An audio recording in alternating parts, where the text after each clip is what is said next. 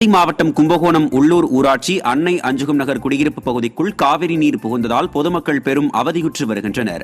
கும்பகோணம் உள்ளூர் ஊராட்சி பகுதியான அன்னை அஞ்சுகம் நகர் விரிவாக்கம் சுப்புலட்சுமி நகர் குடியிருப்பு பகுதிக்குள் காவிரி நீர் புகுந்துள்ளது.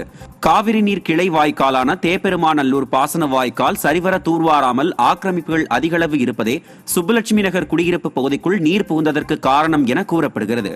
விடியா அரசு அதிகாரிகள் உடனடியாக இந்த பகுதியில் சூழ்ந்துள்ள நீரை அப்புறப்படுத்த உரிய நடவடிக்கை எடுக்க வேண்டும் என அப்பகுதி மக்கள் கோரிக்கை விடுத்துள்ளனர். கடலூர் மாவட்டம் ஸ்ரீமுஷ்ணத்தில் கடன் தொல்லையால் இளைஞர் தூக்கிட்டு தற்கொலை செய்து கொண்டார். ஸ்ரீமுஷ்ணம் கீழ வன்னியர் தெருவைச் சேர்ந்த சபாபாரதி அரியலூர் மாவட்டம் ஆண்டிமடத்தில் உள்ள ஒரு நிதி நிறுவனத்தில் ஊழியராக வேலை செய்து வந்தார். கடந்த சில வாரங்களாக வேலைக்கு செல்லாமல் வீட்டிலேயே இருந்து வந்த அவர் கடன் தொல்லையால் வீட்டில் தூக்கிட்டு தற்கொலை செய்து கொண்டதாக கூறப்படுகிறது. இதுகுறித்து காவல்துறையினர் விசாரணை மேற்கொண்டுள்ளனர். கடன் தொல்லையால் இளைஞர் தற்கொலை செய்து கொண்ட சம்பவம் அப்பகுதியில் சோகத்தை ஏற்படுத்தியுள்ளது.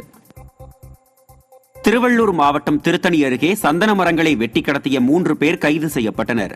சந்தான வேணுகோபாலபுரம் காப்புக்காட்டு பகுதியில் சந்தன மரங்கள் வெட்டி கடத்தப்படுவதாக கிடைத்த ரகசிய தகவலின் பேரில் அங்கு சென்ற வனத்துறையினர் சந்தன மரங்களை வெட்டி கொண்டிருந்த 4 பேரை சுற்றி வளைத்தனர்.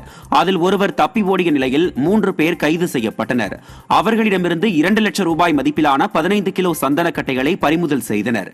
விடியா திமுக ஆட்சியில் சந்தனக்கட்டைகள் செம்மரக்கட்டைகள் கடத்தப்படும் சம்பவங்கள் அதிகரித்து வருவதாக மக்கள் குற்றம்